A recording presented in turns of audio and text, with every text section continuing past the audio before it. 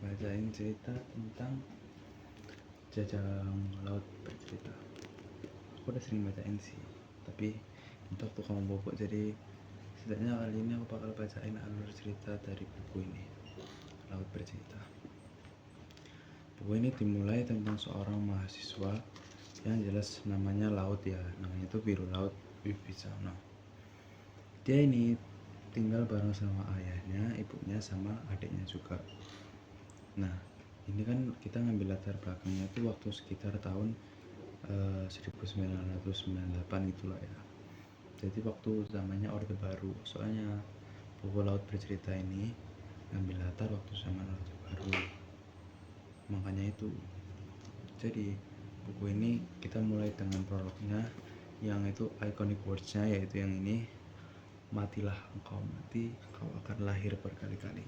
Ini iconic words dari buku Laut Bercerita karya Leila Chudori. Jadi awalnya ada mahasiswa yang namanya itu Laut Wibisana. Nah, dia itu mahasiswa tipikal mahasiswa kuliah biasa gitulah. Sampai satu saat dia ketemu sama kakaknya, siapa namanya, Anjani, dan ngajak si Laut ini kan suka baca buku ya. Dia tuh suka baca buku yang kiri-kiri gitu, kayak karyanya Pramoedya atau karyanya siapa ya, banyak kok karya-karya Ben Malaka gitu kan, dulu kebanyakan dilarang waktu zaman Orde Baru. Nah, si Laut ini hobi baca-baca buku gitu, jadi dia suka revolusioner gitulah, suka yang berbau-bau melawan pemerintah. Akhirnya ketemulah si Laut ini sama kakak kelasnya Anjani yang kebetulan juga suka baca buku-buku gitu kan.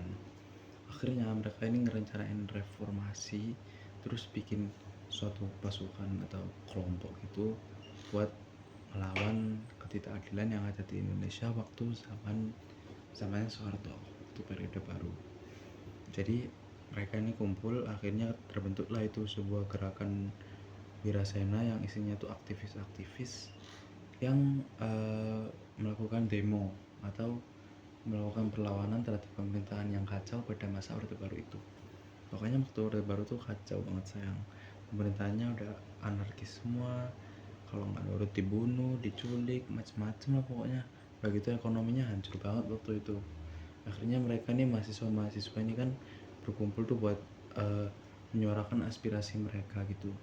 Nah, di sepanjang novel ini kita dilihatin perjalanannya si Laut dengan kawan-kawannya, buat mereka kan otomatis diburu ya sayang, soalnya gerakannya mereka ini cukup terkenal karena mereka melawan pemerintah.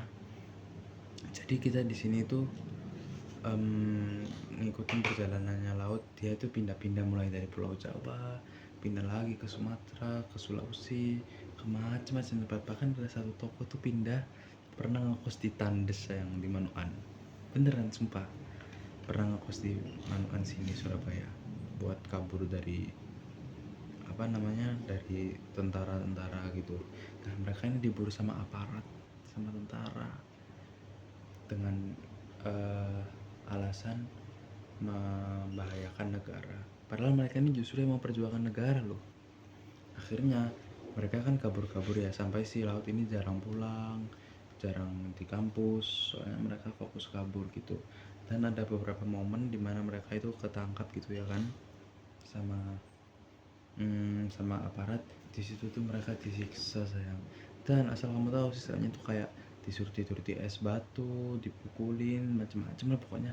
Dan asal kamu tahu, siksaan-siksaan yang ada di buku ini itu diambil langsung, diwawancarai langsung sama Bu Leila Chudori ini kan.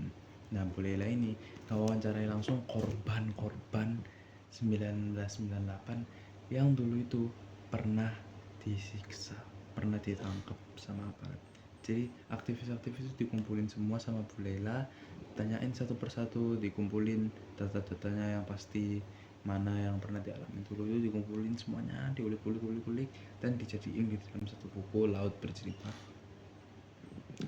Oke, kita back to alur lagi.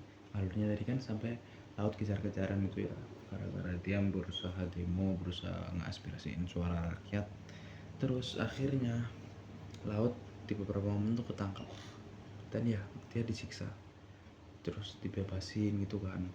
Akhirnya alurnya tuh gitu-gitu kok, ulang-ulang terus. Ada sedikit romans sih antara Laut sama temennya. Aku jelasin secara garis besarnya aja sih biar kamu paham. Habis itu si Laut ini kan disiksa sampai akhirnya suatu saat si Laut ini ketangkep sama teman-temannya. Nih ketangkep waktu 1998, Laut sama Wirasena semua teman-temannya, ketuanya itu ketangkep, cewek cowok ketangkep semua sama aparat. Dan itu mereka disiksa habis-habisan sayang, beneran disiksa habis-habisan sama aparat. Sampai akhirnya Laut, MC kita, Laut Biru Laut ini disiksa sama aparat dan dibunuh sama mereka. Kalau kamu tahu ada 9 daftar aktivis hilang yang diculik sama timnya Prabowo, itu beneran ada di Laut sini, di Laut cerita ini ada. Dari kejadiannya tadi dimasukin ke buku. Di sini namanya tim Elang kan, kalau di situ namanya tim Mawar dipimpin Prabowo. Ngaku pernah nyulik 9 orang. 9 orangnya salah satunya itu di buku ini ya, Laut ini salah satu dari 9 orang itu yang diculik sama Prabowo, sama timnya Prabowo lah, diculik, disiksa ya. Itu sekarang dia jadi presiden kita sayang. Oh my god. Terus habis itu HP ku jatuh. Bentar aku setting lagi. Gini lah ya, apa sih jatuh mulu teh. Nah tapi ketinggian ini gini.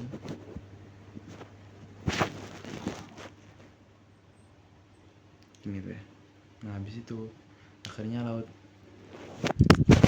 sumpah gak sih, bisa diem gak tim. Terus habis itu aku gak banyak gerak deh, takutnya jatuh lagi nih HP-nya. Terus habis gitu akhirnya si Laut mati dan mereka dinyatain hilang. Beberapa Laut sama teman-temannya, beberapa dari mereka tuh dinyatain hilang gitu aja, nggak ditemuin. Terakhir dilihat waktu demo, meskipun sebenarnya mereka ditangkap sama aparat dan dibunuh secara sadis tanpa adanya keadilan. Nah di sini perannya adiknya si Laut, Asmara Jati namanya. Dia akhirnya bikin komisi orang hilang dan masih berusaha susah payah buat dapetin keadilan buat kakaknya yang hilang itu.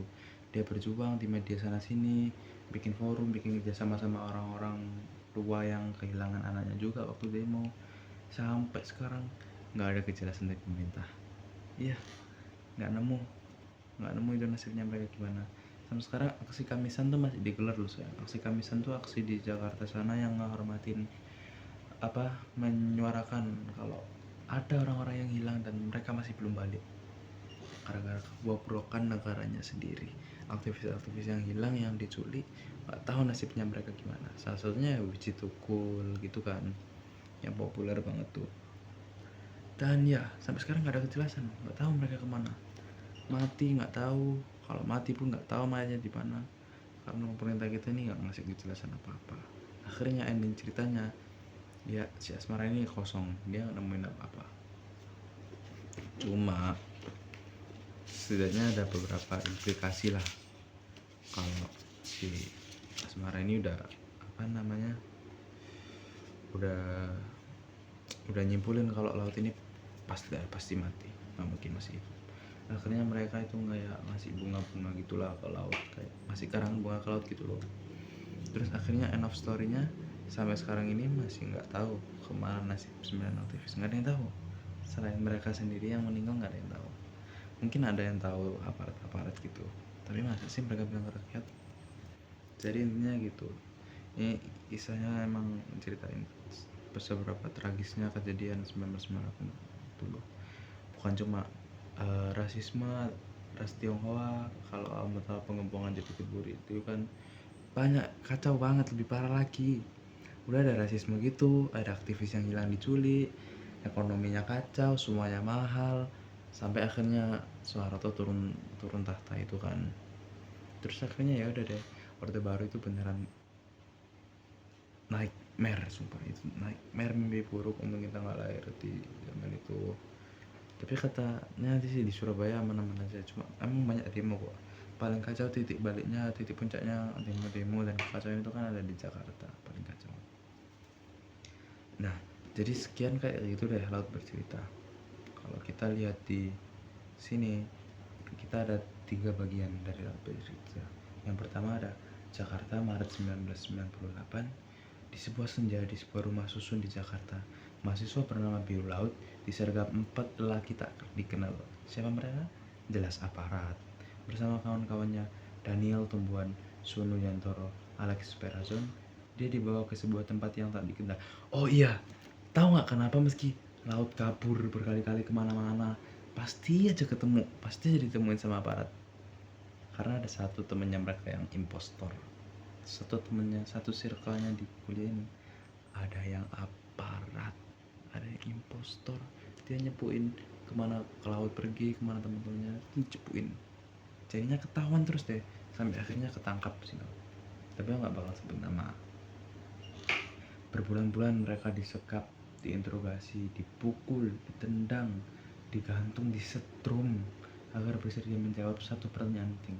Siapakah yang berdiri di balik gerakan aktivis dan mahasiswa saat itu? Orang disiksa sayang. Ini udah ngelanggar hak asasi manusia banget loh. Demi satu pertanyaan aja. Siapa yang ada di balik gerakan aktivis dan mahasiswa saat itu? Sampah banget sih pemerintah ini. Zaman-zaman gitu emang aduh kacau banget pokoknya. Hanya buat itu loh, gerakan aktivis loh. Gerakan aktivisnya kan bukan merendahin negara, bukan ngancurin negara. Justru mereka tuh mendorong negara biar maju. Emang Prabowo bener, emang Soeharto bener waktu itu, emang nyulik orang bener ya. Habis itu bab ketiga, Jakarta Juni 1998, puncaknya. Keluarga Arya Wibisono seperti biasa pada hari Minggu sore. Yap, maaf kepotong dikit. Tadi ada tikus. Keluarga Arya Wibisono seperti biasa pada hari Minggu sore memasak bersama, menyediakan makanan kesukaan Biru Laut. Sang ayah akan meletakkan 1 piring untuk dirinya, 1 piring untuk sang ibu, 1 piring untuk Biru Laut, dan 1 piring untuk adiknya Asmara Jati. Mereka duduk menanti dan menanti, tapi hanya ada 1 piring yang kosong. Biru Laut tak kunjung muncul. Gimana dia mati? Dibunuh sama aparat. Dia udah diculik, mati, hilang. Aduh, ke laut. Ada loh in real life-nya tuh orang-orang tuh kayak gitu tuh. Kasihan banget sumpah, apa ya. Akhirnya kita masuk ke bab 3, Jakarta tahun 2000. Asmara Jati, adik Biru Laut, beserta tim komisi orang hilang yang dipimpin Aswin Pradana mencoba mencari jejak mereka yang hilang, serta merekam dan mempelajari testimoni mereka yang kembali. BTW, nggak semua mati. Ada beberapa kawan-kawannya Laut yang setelah disiksa itu dikembalikan. Jadi mereka dibiarin hidup, dibalikin gitu. Bayangin, seberapa traumanya mereka coba. Udah ngalamin siksa kayak gitu, melihat teman-temannya mati, mereka nggak dibunuh, dipulangin. Mereka nggak bisa ngapain, nggak tahu siapa yang nyulik, nggak tahu di mana diculik. Bayangin, apa nggak merasa bersalah banget ya itu ya.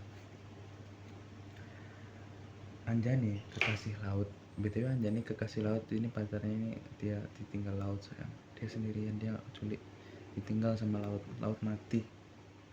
Para orang tua istri aktivis yang hilang menuntut kejelasan tentang anggota keluarga mereka yang hilang. Sementara Biru Laut dari dasar laut yang sunyi bercerita kepada kita, kepada dunia tentang apa yang terjadi pada dirinya dan kawan-kawannya. Sumpah ini gila banget sih. Novelnya bagus banget buat pemula. Laut Bercerita, novel yang bertutur tentang kisah keluarga yang kehilangan, sekumpulan sahabat yang merasakan kekosongan di dada, sang kelompok orang yang gemar menyiksa dan lancar berkhianat, sejumlah keluarga yang mencari kejelasan makam anaknya, dan tentang cinta yang tak terluntur. Sumpah, ini emang masterpiece banget. Maksudnya nggak masterpiece itu sih, cuma ya ini gila banget sih. Berdasarkan cerita nyata. Ada ini puisi keren nih. Di hari kematianku judulnya. Di hari kematianku nyalakan apimu, karena satu jiwa yang kandas tak akan menghilangkan rindu pada keadilan. Di hari kematianku, genapkan malam-malam itu menjadi pagi yang penuh kepal ke udara. Ingin ku katakan, kita telah merdeka. Indonesia belum merdeka sayang. Nggak sampai kapan ya Indonesia merdeka beneran. Mata yang lapar, perut yang gusar, burung yang tertembak, jiwa yang merangkak. Tak mungkin kita tak bersuara, tak mungkin kita tak menyala-nyala, tak mungkin kita tak meniup serunai. Maka di hari kematianku kawan, kamu pasti dengar soalnya kan, tahu pasti pernah kan. Maka di hari kematianku kawan, pastikan suaraku datang laut, pastikan jiwaku menjadi bagian dari api, pastikan rohku menghidupi saja ini, biarkan kata-kataku meniupkan roh perlawanan ini. Absolute Cinema. Matilah engkau mati, kau akan lahir berkali-kali. Ya ampun, laut, sumpah. Ini emang the best nih sayang. Kamu harus tidak mencoba baca satu sekali aja nih buku. Bahasnya nggak berat-berat banget kok. Dan ceritanya pokoknya tentang keadilan yang harusnya mereka dapetin, tapi mereka nggak dapat. Mereka cuma dapat apa? Pengkhianatan, penyiksaan, kekosongan, dan ketidakpastian. Ya itu yang mereka dapat dari berusaha memperjuangin negara kita yang kayak gini. Ini aja di zaman dulu 1998. Yang sekarang mah ya memang sih, nanti masa aku nyenggol wow. Tapi pokoknya gitu deh. Emang ini ceritanya konfliknya berat, konfliknya sedih, berat, tragis. Tapi ceritanya nggak seberat itu. Oke lah, maksudnya oke buat dibaca kita gini, mudah dipahami sama pembacanya, nggak yang ribet banget, yang kacau banget gitu alurnya, nggak, masih tergolong normal kok, sedih ya. Begitu deh. Kalau gitu aku selesai review laut bercerita. Kalau ada yang tulis di kolom komentar nanti di bawah. Bye.